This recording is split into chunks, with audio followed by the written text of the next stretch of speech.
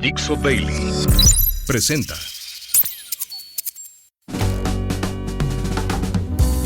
Bienvenidos, esto es Fuera de la Caja. Yo soy Macario Schettino y le agradezco mucho que me escuche en esta revisión de la semana que terminó el 12 de abril, domingo. Yo grabo para usted hoy, lunes 13, una semana en la que seguimos más o menos con los procesos que hemos estado platicando desde hace más de un año, año y medio. En el caso de Irán, como usted sabe, se buscó un intento de tregua. La tregua la convoca Pakistán. Dice uno, ¿y por qué Pakistán? Bueno, Pakistán mantiene una relación más o menos con Estados Unidos.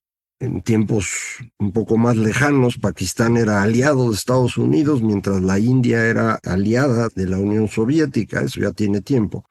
Ha ido cambiando mucho el panorama. India es una potencia regional que está creciendo a ritmos muy acelerados, no solo económicamente, hay una transformación social muy significativa al interior que pues ubica a ese país en una trayectoria que es muy interesante. Recuerde, es el país más poblado del mundo, ya bastante más que China. Han estado mejorando mucho la situación social en ese inmenso país y esto, bueno, pues los pone ya en una dinámica muy diferente. Ya no tiene nada que ver con las visiones socialistas de los Nehru o los Gandhi, como usted les quiera llamar. Y mientras que Pakistán se hizo unas bolas espantosas y empezó a convertirse en un estado casi fallido. Entonces, tampoco es así de que Pakistán ha sido amigo eterno de Estados Unidos. Entonces, la razón por la cual creo yo que esto ocurrió así es porque Trump, estos ataques que tiene de su método de negociación, dijo, si mañana esto no se resuelve, va a desaparecer una civilización. Es una amenaza excesiva y no encontraba cómo salirse de ella hasta que Pakistán les ofrece la posibilidad de una tregua. Y entonces pues dicen, no, sí, vamos a una tregua. Todo indica que Pakistán le dijo cosas distintas a los 12, es decir, los intermediarios para estas negociaciones son importantes para facilitar el flujo de información sin que haya los improperios, insultos, ataques que suele haber entre dos partes que están enojadas. Esa es la virtud. Pero cuando el intermediario le dice a Irán una cosa y a Estados Unidos otra, pues los dos van a acabar engañados, ¿no? Entonces, cuando llegan a la idea de que sí haya una tregua para que haya negociaciones, llegan los dos con posiciones que no se parecen en nada, que van a complicar esa negociación. Por otra parte, hay que recordar que Estados Unidos no atacó solo a Irán, lo atacó junto con Israel. Hay de hecho una versión en el New York Times de que Estados Unidos atacó a Irán porque Netanyahu convenció a Trump de que iba a estar bien fácil el asunto, que después de los bombardeos la gente se iba a levantar en Irán, era cosa nomás de matar a los ayatolas y se iba a derrumbar por completo el régimen. Eso dicen en el New York Times, no puedo decir si es cierto o no, tiene lógica que haya sido algo así. Trump se las compró, a pesar de que varios de su entorno le decían que lo que decía Netanyahu no era correcto. Desde gente de inteligencia hasta incluso Marco Rubio y con mayor fuerza, según el New York Times, el vicepresidente J.D. Vance, que decía que él estaba totalmente en contra de la guerra, pero bueno, si Trump decidía, pues él era el presidente, ¿no? Eso dicen que ocurrió y por eso atacaron. Sí tiene lógica, le digo, porque el señor Trump andaba envalentonado de que pues todo lo que hace le sale, ¿no? A veces tiene que echar para atrás y por eso le dicen taco, pero pues lo de Venezuela le salió muy bien y dijo, no, pues esto está re fácil, así le vamos a hacer. Esa es parte de la explicación. El tema de ahorita es que cuando se supone que está Pakistán intermediando entre Irán y Estados Unidos no habla nada con Israel. Y parece que un par de horas antes de que se aceptara la negociación y la tregua, le avisa Trump a Netanyahu, el cual dice, no, pues espérate, güey, ¿yo qué? Acuérdense que Israel ha sido amenazado desde 1979 por Irán con la destrucción total. Y para ello, Irán ha ido construyendo varias organizaciones que le sirven para eso. Hezbollah, que está en Líbano, Hamas, que está en Gaza, los Hutis, que están allá abajo en Yemen, otro grupo que estaba en Siria, que ese sí ya se vino abajo con la transformación en Siria, y obviamente desde Irán mismo. Entonces, son ataques desde muchas partes para Israel, que después del evento de 2023, Israel se decidió a ir ya con todo y quitarse de encima estas amenazas. No sé si eso es posible, pero eso es lo que han estado queriendo hacer. Por eso se pusieron a borrar Gaza, por eso están atacando durísimo el sur del Líbano y lo siguen haciendo. Pero Irán entendía que como parte de la tregua iban a dejar de atacar a Hezbollah. Eso dicen. Estados Unidos dice que ellos nunca pusieron nada. Israel dice, no importa que pongan ustedes, yo estoy en otro juego y no le entro. Entonces el asunto no se resolvió. Irán siguió atacando, atacó a Arabia Saudita, el gran oleoducto que tiene para sacar el petróleo hacia el Mar Rojo. Y bueno, pues esto ha llevado a que esa tregua se borró muy rápidamente. No liberan el estrecho de Hormuz, que era para el señor Trump el asunto relevante. Irán dice que ellos no van a liberarlo porque, ¿por qué? A menos que tengan lo que ellos quieren. Y lo que ellos quieren es que se vayan los que los están atacando, que les paguen reparaciones por esto, y que Hormuz sigue siendo de ellos. Ellos van a decidir quién pasa y quién no. Y obviamente Trump no está de acuerdo. Entonces la última cosa que se le ocurrió a Trump el fin de semana fue, pues si ustedes bloquean Hormuz, yo los bloqueo a ustedes. Y entonces no va a pasar nadie. O sea, no es de que si ustedes cobran $2 millones puede pasar un barco. No. Si no está abierto para todos, no está abierto para nadie. El detalle aquí es que, pues, hay barcos chinos, ¿no? Y un barco chino puede pasar el estrecho de Hormuz porque son socios de Irán. Y una vez que cruce el estrecho, se va a encontrar a los barcos gringos que le van a decir no puedes pasar. Y si el barco chino dice, ¿y por qué no? Y se mueve, ¿lo van a hundir? ¿Lo van a detener? ¿Vamos a tener un enfrentamiento abierto China-Estados Unidos? Nadie sabe. Entonces ahí estamos en un problema de nuevo. Esto significa desajuste otra vez de los mercados financieros. Que ya había tregua, ¡fum!, se baja el precio del petróleo de 110 a 90 y poquito. Y luego, pues que resulta que la tregua no está funcionando, ¡zum!, se mueve a 90 y más. Y hoy, pues arrancó arribita de 100. Y al rato no tengo idea qué vaya a pasar. Se va a estar moviendo todo el tiempo. Mientras vemos, recuerde usted que esos precios del petróleo que vemos en las bolsas de valores tienen que ver con inversiones, especulación, precios a futuro, pero la compra de petróleo físico no está en ese precio, está en $140. Entonces, conforme empezamos a tener dificultades, esto se va a ir transformando en precios de combustibles mucho más elevados. Lo mismo va a ocurrir con fertilizantes, ya está ocurriendo. Aparentemente también vamos a tener un problema de escasez de helio, que es un gas muy utilizado para refrigeración, en particular para aparatos electrónicos.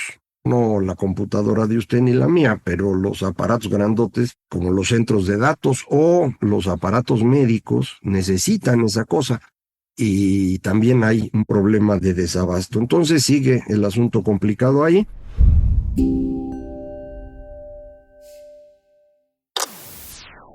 Una cosa que conviene aclarar, la semana pasada yo celebraba el esfuerzo que hizo Estados Unidos por rescatar a un aviador. Pero luego me enteré de otra versión, que se la comento, no sé cuál de las dos es correcta, pero pues le comento la otra versión porque parece interesante. En realidad, todo ese movimiento espectacular de aviones y demás no era para rescatar al aviador, era porque iban por el uranio enriquecido que está allá abajo de Isfahán, que no pudieron sacarlo. Y en ese esfuerzo es que cae el avión y rescatan al aviador, sin duda. Pero a lo que me refiero es, la movilización no fue originalmente para rescatar al aviador, fue para tratar de quedarse con el uranio enriquecido. En ese esfuerzo es que cae el aviador y lo rescatan. Cabe la aclaración porque en lugar de ser una maravilla de rescate de un soldado, es un ataque fallido que tiene como resultado pérdida de aviones y afortunadamente recuperan al aviador. Ya sabremos algún día o nunca qué es lo que pasó. En la esfera internacional, el otro evento muy relevante es la derrota de Víctor Orbán en Hungría. Es muy relevante porque Orbán es un peón de Putin y era el que echaba a perder todo en la Unión Europea. Hungría es parte de la Unión Europea. Muchas decisiones de la Unión Europea tienen que ser por consenso y bastaba con que Orbán estuviera en contra para que no se pudiera tomar la decisión. Y él lo hacía porque trabajaba para Putin, así de sencillo. Quien derrota al señor Putin es un señor de apellido Magyar. Magyar es el nombre del pueblo que construyó Hungría en tiempos recientes, los últimos 1000 años. Entonces, así como si se apellidara México, ¿no? Pero bueno, el señor gana en buena medida porque era parte del mismo partido, perdón la redundancia, del señor Orbán. Era un miembro de Fidesz, había llegado a puestos elevados junto con Orbán, era cercana a él, y de pronto se salió porque dijo que era una corrupción insoportable. A lo mejor más bien se salió porque vio que el señor Orbán tarde o temprano iba a perder y dijo, mejor me salgo, encabezo la oposición y gano. Es muy curioso esto porque no es una oposición política de fondo, es alguien que sale del partido, se convierte en oposición y le gana. Es decir, los húngaros no están totalmente en contra de lo que estaba haciendo Orbán.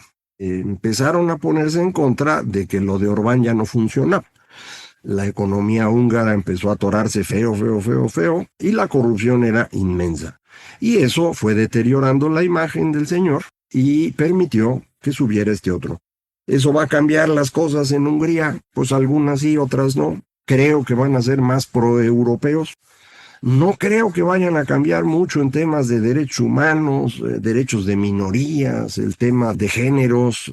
Ahí está bien difícil para personas que tienen orientación sexual distinta, ha estado muy feo, y no creo que vaya a cambiar mucho con este nuevo señor, pero al menos podrían ser más proeuropeos, y esto sería muy útil para ver si ya se empieza a mover lo de Ucrania. Ahí sigue el tema, como ha estado en las últimas semanas, que yo lo percibo como un gran avance de Ucrania, que ha estado poniendo a Rusia contra la pared. Sería el momento de que el señor Trump se tomara en serio que Rusia es un adversario eterno de Estados Unidos y no solo atacó a Ucrania, sino que está ayudando a Irán. Yo digo, pues es el momento para echarle la carreta encima. Dicen que ya empieza en Rusia un movimiento estilo el de Hungría, ¿no? De personas que empiezan a buscar cómo deshacerse de Putin, manteniendo el régimen funcional, porque, bueno, pues está lleno de rateros eso, ¿no? Desde que terminó la Unión Soviética, luego la Comunidad de Estados Independientes, el proceso de privatización que se hizo en Rusia fue una cosa espantosa, ¿eh? Nada parecido al nuestro, que aquí todo el mundo se ha quejado de que por qué el señor Slim compró Telmex y que los bancos se vendieron mal y que Salinas se hizo millonario. Bueno, no, lo de allá fue una cosa de locos. Quien estuvo de genio económico detrás de esto es un señor que se llama Jeffrey Sachs, que se ha vuelto así como estrellita de hablar contra la pobreza y demás, pero es un activo de Putin, ¿eh? O sea, no le haga caso en absoluto a ese señor. En cualquier caso, este es el comportamiento internacional que tenemos. Aquí en México, incendio en Dos Bocas. Ya van un montón de incidentes que tiene esta cosa. Yo no sé si de veras está funcionando o no. Pemex dice que sí, las estadísticas dicen que ya está procesando barriles, pero no tenían instalados ni el sistema de alimentación ni cómo sacar los petrolíferos, pero dicen que sí está trabajando y pues cada vez que trabaja se descompone algo y esto último fue un incendio. Mismos días que pasaba esto, la señora Sheinbaum dijo que vamos por fracking, después de haber hablado mal del fracking durante años. Después de que el señor López Obrador dijo que fracking jamás, pues ahora vamos por fracking. ¿Por qué? Porque pues no tenemos gas. La única manera de conseguir gas es usar esa tecnología que ya lleva 20 años en Estados Unidos con un éxito espectacular, que aquí en México pues no tenemos ni a los expertos para hacerlo, ni las condiciones jurídicas, porque el fracking en Estados Unidos tuvo éxito por empresas medianas, bajo un sistema jurídico muy distinto al nuestro, en el que el subsuelo es propiedad privada. Aquí en México el subsuelo todo es propiedad de la nación. Entonces, pues si uno quiere sacar, tiene uno que negociar con Pemex. Y eso nunca ha servido, nunca. Pemex es absolutamente incapaz de trabajar con la iniciativa privada y no va a cambiar. Entonces, yo digo que esto es pura cotorriza. Lo mismo que está pasando en electricidad, ¿no? Que sí, vamos a abrir y que vengan, inviertan, pero tienen que hacerlo con Comisión Federal, que además debe producir 54% del total de la energía. Así no se puede. Y entonces pues, no hemos logrado que mejore el tema eléctrico en el año y medio que lleva la señora. No va a mejorar si no cambia eso. Y lo mismo ocurre con el caso del petróleo, así que es una cotorriza a la cual pues le agregó la señora un sistema universal de salud. Este sistema universal de salud consiste en una credencial. Van a ser credenciales para todos. Y esa credencial le va a permitir a usted ir al Seguro Social o al ISSSTE o al IMSS Bienestar o a cualquier clínica y lo van a atender. Eso es falso. Es absolutamente falso. No se puede que el Seguro Social le dé atención a personas que no están aseguradas ahí. ¿Por qué no se puede? Porque los asegurados del Seguro Social pagan para poder ser atendidos. Y los que están en el ISSSTE le pagan al ISSSTE. Entonces, si usted quiere que gente que está en el IMSS Bienestar, que por cierto es un nombre ficticio, no es parte del Seguro Social, fue lo que se les ocurrió para que no se viera tan feo el fracaso del INSABI, pero no es Seguro Social. Si usted está en el IMSS Bienestar, tiene derecho a lo que en el tiempo pasado eran las clínicas de la Secretaría de Salud, es lo que tiene. ¿Quiere usted que lo atiendan en el Seguro Social y lo pasen a segundo o tercer nivel del Seguro Social? No se puede, no se puede, es ilegal. ¿Queremos que eso ocurra? Pues a lo mejor sí queremos. Bueno, cambien las leyes. Y luego pónganse a negociar con los sindicatos, porque el sindicato del IMSS tiene una circunstancia mucho mejor que el sindicato del ISSSTE.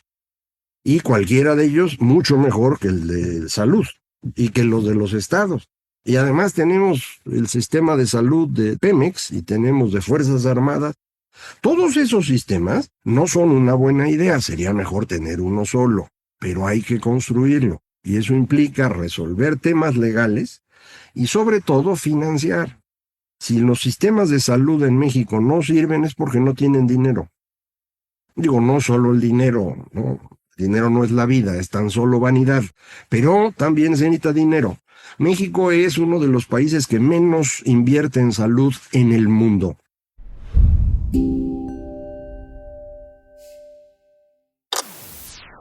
Aquí en América, los países sudamericanos le destinan 9 puntos del PIB, más o menos todos, 9 puntos del PIB en salud gastan los países sudamericanos, nosotros 6. De esos 6, la mitad la ponía el gobierno antes. Una vez que llegó López empezó a bajar eso. Y entonces tuvimos nosotros, las familias, que ir cubriendo lo que aquellos ya no pagan. O sea, usted va al Seguro Social o al IMSS Bienestar o al ISSSTE y no hay medicinas. En muchos casos no hay ni material. Y entonces le dicen, no, mire, sí se va a poder hacer la operación, pero tiene usted que ir a comprar estas cosas porque si no, no podemos. Entonces tienes que ir a la farmacia y comprar tú tus cosas para que te atiendan. ¿Quién pagó eso? Tú. Entonces el gobierno gasta menos y lo cubrimos las familias con un mayor gasto de bolsillo. Eso es muy notorio en los datos agregados que publica INEGI. El comportamiento del gasto en salud es creciente y todo eso es privado, ¿eh? Ahí no aparece la parte pública. Entonces nos cargaron la mano con eso. Desde que llegó López echó a perder el sistema de compra de medicinas, no han podido volverlo a organizar, llevan 8 años y no han podido volverlo a organizar. ¿Cree usted que van a organizar un sistema único con el IMSS, con el ISSSTE, con el IMSS Bienestar, con las Fuerzas Armadas, con Pemex, con los servicios estatales, es imposible, es imposible. O sea, esto requeriría personas inteligentes, no hay ni una. Lo mejor que habíamos hecho en el tema de salud era el Seguro Popular, que permitía precisamente esto.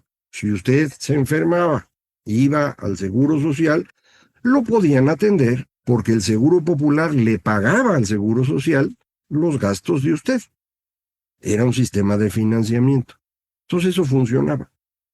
Si quieren un sistema universal de salud, está muy fácil. Vuelvan a poner el Seguro Popular, pero ahora sí pónganle lana en serio. Los 3 puntos que nos faltan para alcanzar a Sudamérica, al menos, o 6 puntos que nos faltan para alcanzar a los países europeos. Ya no le digo Estados Unidos, porque ahí es un sistema de salud también mal hecho, carísimo.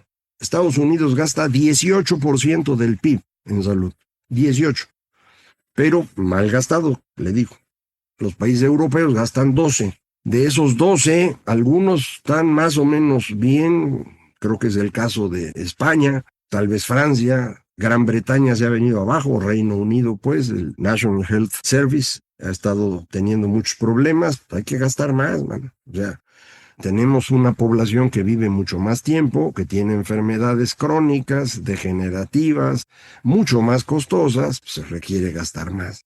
Entonces, pues hay que juntar esa lana y gastarla. Si no la tienes, no hay manera de hacerla. ¿Vamos a tener ese dinero? Pues yo lo veo difícil, aunque ya hemos comentado, el gobierno no tiene dinero para nada. Empezaron a hacer cambios en las leyes ahora para que Hacienda pueda empezar a gastar sin mostrar suficiencia presupuestal. Con esto, creo yo, van a empezar a romper los límites del déficit, cosa que ya hicieron en 2024 de forma ilegal, lo van a seguir haciendo ahora. Hubo algún cambio que tiene que ver con Afores, que algunos han dicho ya van a saquear las Afores. No me parece que sea el caso.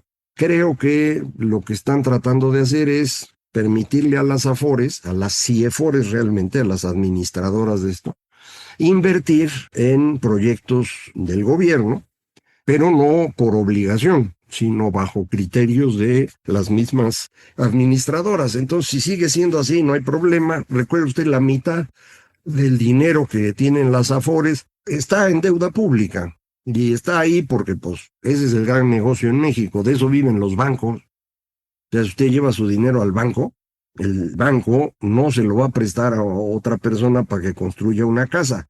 Se lo va a prestar al gobierno. ¿Por qué? Pues porque el gobierno sí paga, seguro. Paga poquito. 7%, 8%, 9% en los bonos de 10 años. Sí, pero seguro. En cambio, si le presta a alguien para hacer una casa y ese alguien no la construye, se fuga, no puede pagar, pues parecía que iba a cobrar el banco 10 o 12%, pero acaba perdiendo el 100%. Entonces, ese riesgo es el que hace que los bancos prefieran prestarle al gobierno. Y por eso no hay dinero para inversiones privadas. Grandes empresas pueden conseguir financiamiento. Pequeñas empresas no lo pueden conseguir. El banco no les va a prestar porque son muy riesgosos. ¿Por qué son riesgosos? Porque en este país la ley es una referencia. Bueno, era una referencia y ahora ya no es ni eso. Entonces, un banco en su sano juicio no va a prestar a una empresa. Va a prestarle al gobierno. El gobierno necesita mucho dinero. Entonces se está pidiendo prestado por todos lados. Ese fenómeno lo explicaba el señor Keynes hace 100 años como un fenómeno de crowding out. Crowding out es algo así como empujar para afuera. Lo que hace el gobierno cuando empieza a solicitar más dinero, va expulsando a la iniciativa privada de la posibilidad del crédito. Por lo tanto, va reduciendo la inversión. Entonces lo único que queda es que el gobierno sea el que invierte. Pero como nuestro gobierno se ha dedicado a repartir dinero para mantener apoyo, entonces no tiene dinero para invertir. Es un círculo vicioso. Ese círculo vicioso es el que, en mi opinión, ya no tiene salida. Creo lo escribí la semana pasada ahí en El Financiero. Ya entramos en un proceso en el que simplemente no hay cómo resolverlo. Mucha gente dirá una reforma fiscal. Pues sí, man, pero a ver cómo la haces para que funcione. La salida relevante sería cobrar IVA, ya ven que no les gusta. Entonces, ya entramos en un camino de deterioro que yo no le veo ninguna salida. Ya la señora está muy enojada, por ahí hay imágenes de que va a Puebla a regañar a todo mundo porque no le entienden las maravillas que está haciendo por este país. Pues es que la pobre así es, ¿no? No es una persona inteligente y evidentemente tampoco tiene mucha paciencia ni tolerancia, ¿no? Entonces, seguimos aquí bien emocionados platicando cómo se nos va desordenando el mundo que conocíamos. Pero acuérdense, cada vez que eso ocurre, termina. Todo termina y las cosas pueden mejorar. Ahí está el caso de Hungría, ¿no? Un gobierno incompetente que va destruyendo la economía, que es profundamente corrupto, de pronto es expulsado y reemplazado por alguien que nadie se imaginaba hace 2 años que podía ser candidato. Resulta que fue candidato, resulta que le ganó. ¿Con esto va a mejorar Hungría? Pues no sé cuánto, pero va al menos a quitarse de encima al gordo de Orbán, que era pues un peón de Putin. Y si Putin pierde fuerza, pues yo creo que eso es bueno para todos. Muchísimas gracias. Esto fue Fuera de la Caja.